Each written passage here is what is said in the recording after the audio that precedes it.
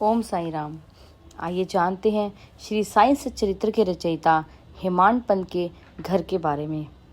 उनका घर मुंबई में साई निवास से है और उनका असली नाम गोविंदराव रघुनाथ दाभोलकर है। हेमांड पंत नाम उनको बाबा ने दिया था। हेमांड पंत का होली त्योहार पर भोजन समारोह इसी घर में हुआ था। यह घर बांद्रा मुंबई में है। इसे साई निवास कहते हैं। बाबा सूक्ष्म और दिव्य रूप में आज भी वहाँ विद्यमान है। साईं भक्तों के लिए यह एक स्मारक और तीर्थस्थल बन गया है। भक्त यहाँ होली त्योहार वाली साईं बाबा की मूर्ति का दर्शन करने पूर्ण श्रद्धा और भक्ति भाव से आते हैं। इस घर को एक म्यूजियम की तरह सुरक्षित रखा गया है, जिसे देखकर पुरानी यादें ताजा हो जाती हैं। इस घर की सीढ़ियों पर चढ़कर हम जैसे ही इनके घर की बैठक में पहुंचते हैं तो हम वर्षों पूर्व की पुरानी दुनिया में खो जाते हैं। इस घर में बाबा और अन्य कई भक्तों द्वारा दी गई तस्वीरों को दीवार पर टांगा गया है, जो घर की शोभा बढ़ा रही है। बाबा का पत्थर पर बैठी मुद्रा का एक सुंदर चित्र श्यामराव जयकर ने 26/12/1916 में बनाया था। घर में प्रवेश करते ही यह बैठक की बाईं दीवार पर लगा है। इस चित्र में बाबा गंभीर मुद्रा में नजर आते हैं। चित्र देखते ही महसूस होता है कि बाबा अभी हमारी भूल को क्षमा कर अपनी दया दिखाएंगे। इस चित्र को देखते ही भक्त भाव विभोर हो जाते हैं। चित्र के नीचे चित्रकार के हस्ताक्षर व तारीख अंकित है। इस चित्र में कई विचित्र बदलाव देखे जा सकते हैं।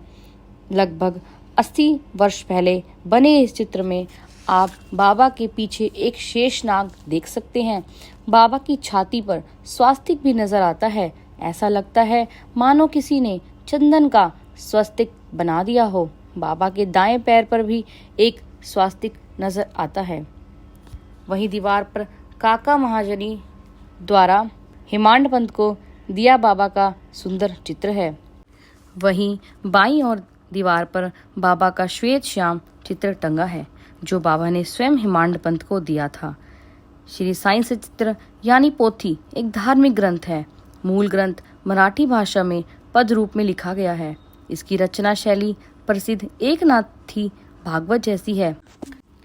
इस ग्रंथ में 53 अध्याय व कुल 93 पद हैं। हर अध्याय में तत्व ज्ञान का उचित मिश्रण, छोटी बड़ी कहानियां व साईं बाबा के अमूल्य उपदेश हैं। सार रूप में यह पुस्तक एक पोथी या गाथा है। इसे पहले साईं लीला पत्रिका में प्रकाशित किया गया और बाद में पोथी के रूप में प्रकाशित किया। दाभोलकर ने सन 1910 में अपनी प्रथम शिरडी यात्रा के दौरान बाबा से उनका चरित्र लिखने की प्रार्थना की। बाबा ने उन्हें ग्रंथ लिखने की आज्ञा दी।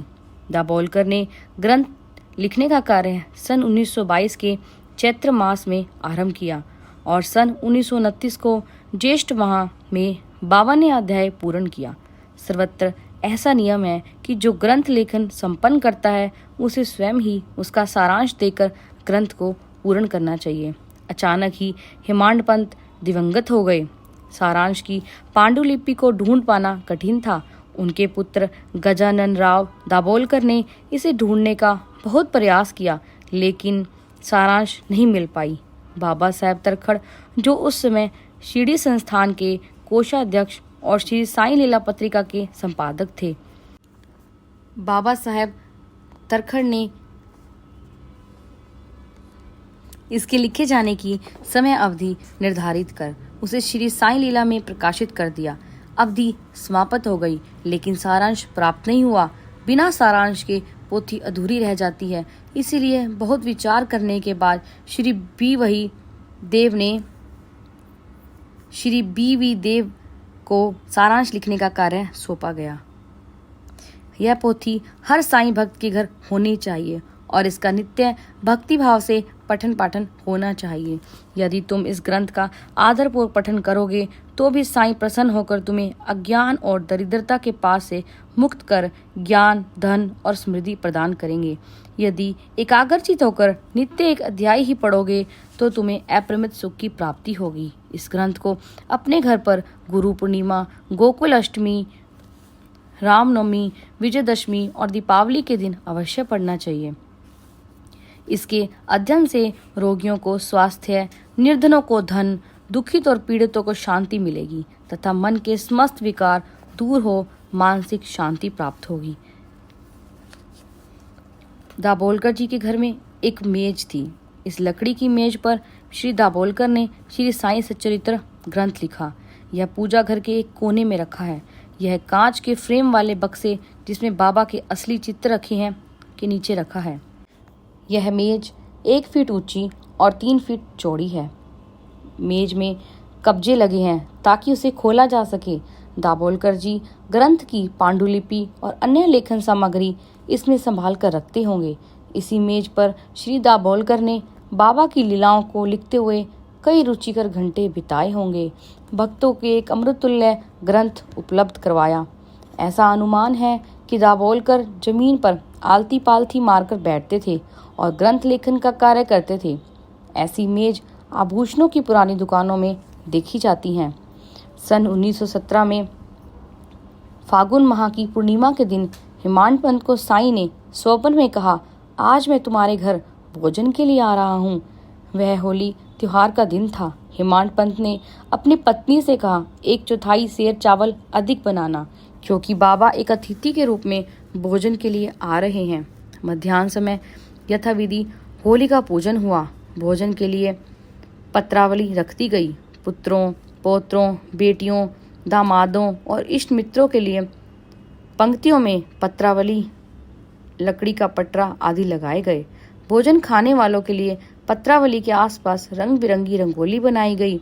इन सबके साथ मुख्य पंक्ति के बीच में साईं के लिए एक पाट और पात्र रखा गया, जिसमें अन्य सभी के साथ भोजन परोसा गया।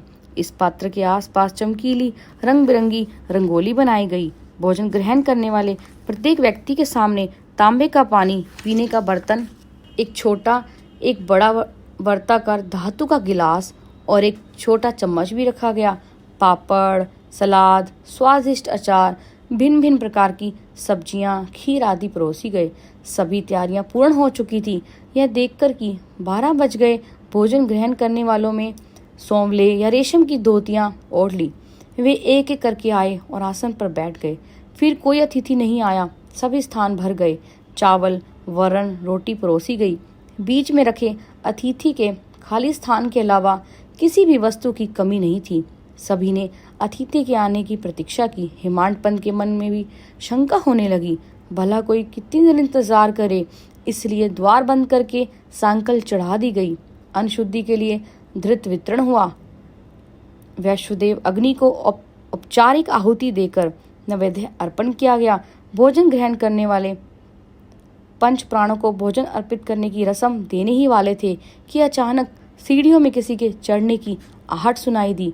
किसी ने पूछा, राव साहब कहाँ हैं? क्षण भर के लिए सभी मेहमान अपने स्थान पर बैठे रहे। हेमांड पंत दरवाजे तक आए और सांकल खोली तो सीढ़ियों में 2 व्यक्ति को देखा। उनमें एक अली मोहम्मद और दूसरे संत मौलाना के शिष्य इस्मू मुजावर थे। अली ने अपनी बाह के नीचे से एक पार्सल निकालकर सामने रखी मेज पर रखा और उसकी गांठ खोलने लगे।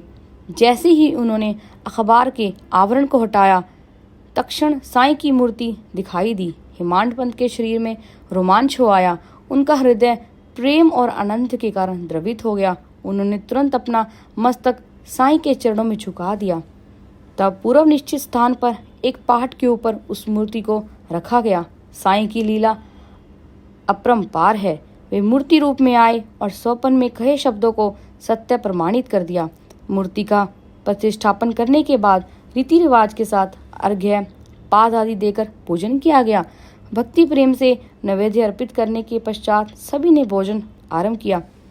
सन 1917 से लेकर आज तक हर होली त्योहार के अवसर पर इस तस्वीर की शिष्टाचार व अष्टोपचार के साथ पूजा की जाती है।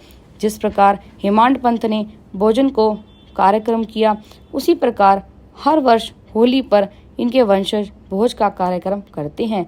भक्त श्रद्धा भाव से इनके घर जाकर भोजन ग्रहण करते हैं। कोई भी भूखा वापस नहीं लौटता।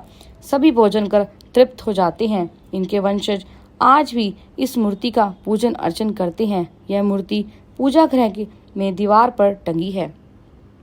पूजा कक्ष में लकड़ी की रेलिंग के दूसरी तरफ सभी पवित्र वस्तुओं को लकड़ी के स्टूल पर संभाल कर रखा गया है। पोथी को गेरुए रंग के वस्त्र में लपेटकर स्टूल पर रखा है। वहीं पर हेमांड पंत की पगड़ी रखी है। कांच के एक बक्से में बाबा द्वारा दिए गए 3 सिक्के, बाबा की पवित्र खड़ाऊ और हेमांड पंत का चश्मा संभाल कर रखे गए हैं। यह पावन घर साईं बाबा की कृपा दृष्टि से परिपूर्ण है। भक्तों को इनके घर में उपस्थित होकर बाबा का आशीर्वाद प्राप्त करना चाहिए। दाभोलकर का चश्मा, बाबा की पादुकाएं, बाबा द्वारा दिए गए 3 सिक्के, बाबा के चित्र, हेमांड पंत का चश्मा, इन सब के चित्र आप वीडियो में ही देख सकते हैं। ओम साईं राम।